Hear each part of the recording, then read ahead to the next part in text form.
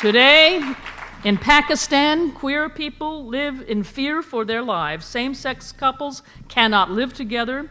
Lesbians struggle for basic human rights and dignities. Eunuchs and trans people live in squalor and are in constant danger. When MCC leaders visited Pakistan this year for the first time on our 40th anniversary, amen, they met with several groups, including a group of lesbians. These young women meet secretly and are pooling their resources, sending each other to beauty school one by one so they can have a beauty parlor that doubles as a residence. Why beauty school, you ask? This, in Pakistan, is the one social place where women can live and congregate unmolested. One of them also wants to go to seminary. Our Global Justice team and Region 1 are committed to making this a reality. It costs $1,500 to educate one woman to go to beauty school and help her gain her freedom. MCC, these are our people. Queer people in Pakistan know we are here, whether they're Christian or Muslim or whatever their religious background. They know we will care. Our presence has already begun to make a difference. A light is being lit in Pakistan. In Nigeria today, Rainbow House of Prayer MCC is under attack.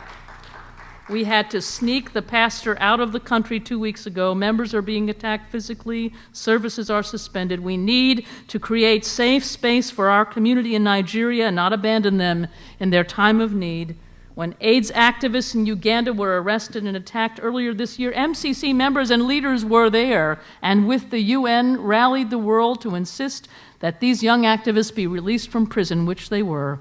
A light has become a firestorm of demand for human rights for sexual minorities in Africa, and MCC is fanning the flames.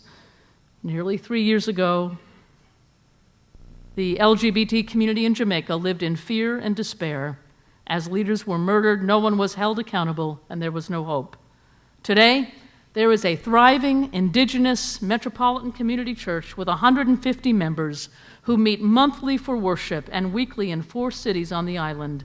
At last, human rights and civil rights for LGBT people is a topic of public discussion, and now almost weekly, human rights allies in Jamaica are speaking up and out. A light has been lit and can never go out in the hearts of brave young men and women of Jamaica who embody the best of the future of MCC.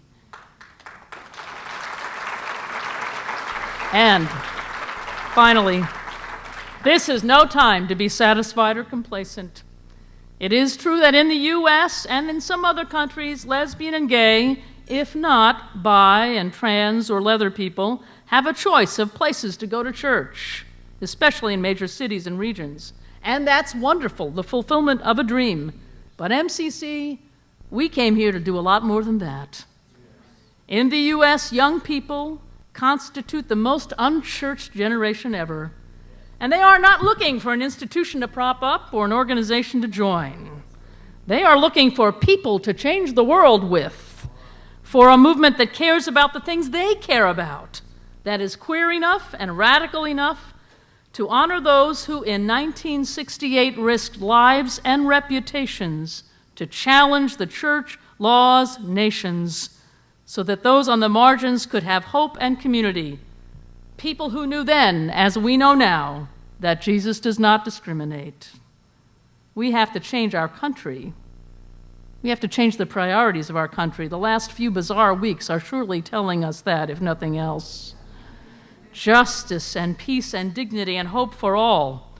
Food and health care as a basic human right. An environment that is not being destroyed and poisoned. These are the things young people care about. These are the priorities that must be ours. Reverend Dr. Neil Thomas. Can you give your pastor a big hand? Give your pastor a big hand.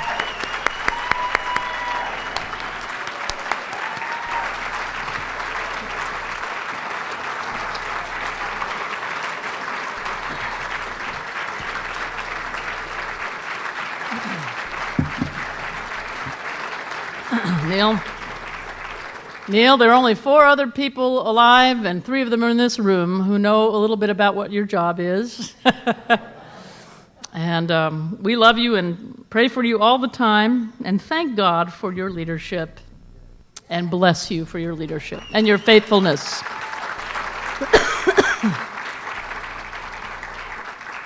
We thank you for your vision and for your passion and for your lifelong commitment to MCC.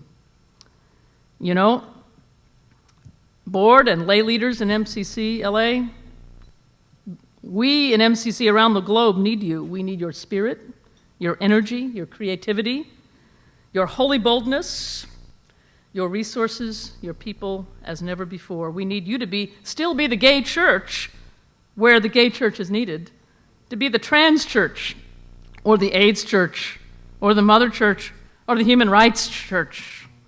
We are proud of you. We believe in you and in the future you represent.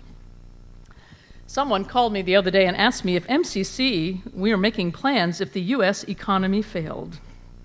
I just want to assure everyone in this room that economic woes or challenges will not stop us. The religious right or fundamentalists in any culture will not stop us.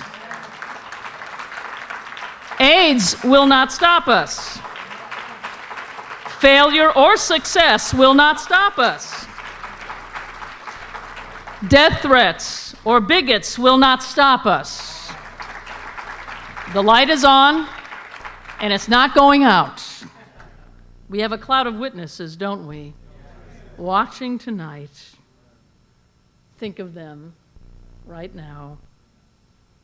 They are waiting for us to have the kind of courage it took to found MCC and to find it all over again, to fall in love with the impossible dream of a rainbow people of God.